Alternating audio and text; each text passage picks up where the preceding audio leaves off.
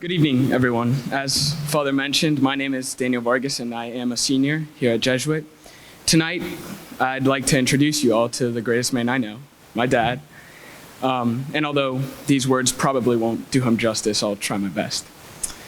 It's hard for me to talk to people about my father, not because of any flaw of his own, but because he's just so much more interesting and better than me in literally every aspect that people probably end up thinking I'm adopted.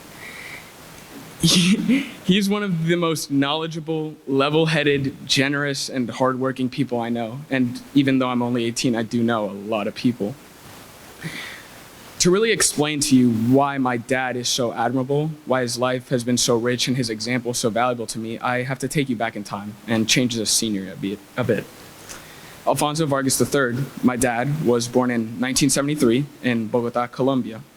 And growing up, he moved back and forth between St. Petersburg, Florida, and Bogota until he and his family finally settled in New Orleans, Louisiana. There, he went to Brother Martin High School, where he was a soccer player and Division I swimming recruit. And later, he attended Loyola University in New Orleans, where he and my mom met. Now is when the story really gets interesting, as if being born in a foreign country and growing up in arguably the coolest city in the United States wasn't enough. When he graduated from Loyola, my dad asked my mom to marry him at the ripe age of 22 and to move with him to Australia, where he was going to study medicine. Wow, bold move, Dad. My mom said yes, of course. As you can see, I am standing here, and so they went. After medical school, he came back to the US for his residency, which he did in New York, another pretty amazing place. There, my dad's absolute selflessness and devotion to his family became clear. When my mother found out she was pregnant with my older brother, their first son, she told my dad that she no longer wanted to work. She wanted to stay at home and raise her children. So my father, in complete agreement, joined the Air Force while doing his residency so that he could support his growing family and so that my brothers and I could grow up with a parent constantly around.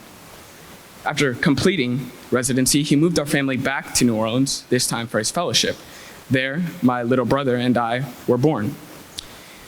And so the family was complete. It was the five of us versus the world. My dad continued to serve in the Air Force as he finished his medical specialization, and in the midst of all these commitments, Hurricane Katrina hit. So my parents had to pick up our family once again and evacuate to Houston. After getting there, however, my dad immediately went back alone to the completely closed city of New Orleans to give his medical services in any way he could. As a medic, he was allowed back into the city, which was in shambles, and he did everything in his power to save those in it completely voluntarily. Later, after all of us moved back from Houston to New Orleans, and he finished his specialization in neonatology, my father volunteered for deployment to the Dominican Republic on a medical mission. There, he attended to poverty-stricken families, specifically children, all over the country. This was the first of his 2 medical missions, the next of which would be to Costa Rica. Both were voluntary and both are incredibly admirable ventures and testaments to his generosity and good heart. After nearly 20 years, that heart has not changed and he remains almost the same, the only difference being that I'll be able to outlift him pretty soon. After New Orleans, my dad was stationed at Keesler Air Force Base in Biloxi, Mississippi, then Langley Air Force Base in Hampton, Virginia, while working at the Naval Medical Center in Portsmouth, Virginia. Finally, we moved here to Tampa, where he left the Air Force and took a job at St. Joseph's Hospital, just down the street from Jesuit, where he has been ever since, literally saving lives every day. But as you may have gathered, my father is not one to settle for anything, and he didn't just stop at being an incredible doctor. Believe it or not, my dad is the lead singer and guitarist of his band, which often plays restaurants and bars all over the Clearwater area, and was voted one of the best cover bands in Tampa Bay. He has found a way to do everything he loves and to find happiness, and in doing so, he has taught me so much about how important it is to balance my interests and my work, and to find happiness, to find a happy middle in life's journey while being a good person throughout. His ambition does come at a price, though, and his life balance is critical when juggling all the duties thrown at him, which are a lot. And while others may crack beneath that immense pressure, my dad just works harder and becomes more determined. At the end of the day, all of his immense effort is for his family. My dad has become one of the most nationally respected professionals in his field, and he has taken on a world of responsibilities, including 24-hour shifts every 3 days, giving talks to doctors all over the country, being the medical director of his NICU, and so much more. And yet he still finds ample time to be with us.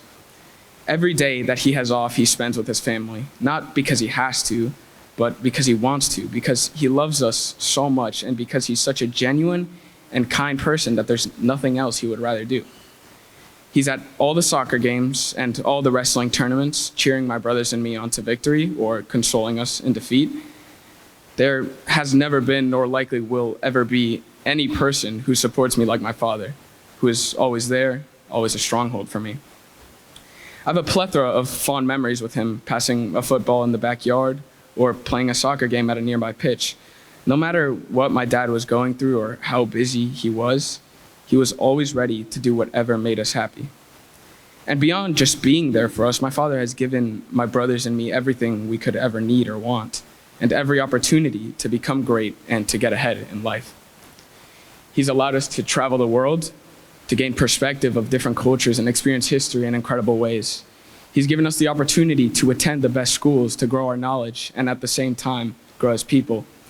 He's taken us to music festivals and sporting events that are pleasing and anything else you can think of. He's done everything for us because he loves us so much, because his love is so self-giving and sacrificial. There's nothing he wouldn't do for us, nothing he wouldn't sacrifice, nothing he would not let go, just so that my brothers and I could be happy. He is the embodiment of selflessness and is probably the most generous person I've ever met, giving up his whole self to his family and others every hour of every day. He's so knowledgeable and has taught me so many lessons that I know I'll be well set for adulthood, and I owe it all to him. This school year alone, he taught me one of the greatest lessons he ever could. My dad was diagnosed with cancer earlier this year, and I'm glad to say he's now cured, but throughout the duration of his disease, my father was open to us about it and had an incredible amount of strength despite his fear. He taught me that it takes a strong man to hide his emotions, but an even stronger one to be vulnerable to the ones he loves, to let those close to him help him through difficult and confusing times. My dad let us know how he was feeling, but was also strong for us when we were scared. He's absolutely incredible. I only hope that one day I can be a quarter of the man my father is, but even that is a mighty undertaking. I love you so much, Dad, and I can't imagine my life without you by my side.